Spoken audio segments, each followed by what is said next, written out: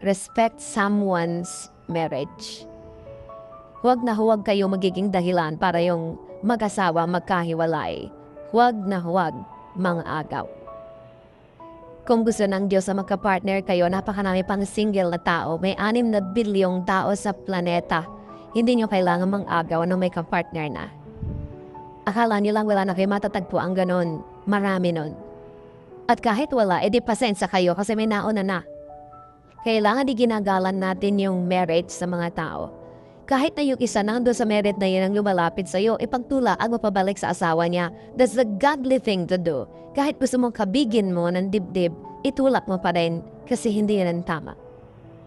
Maunawain ka sa nagkakamali, maunawain ka sa mga those people who fall in the cracks, maunawain ka doon sa mga hindi normal, pero huwag ikaw ang pagsisimulan ng gulo.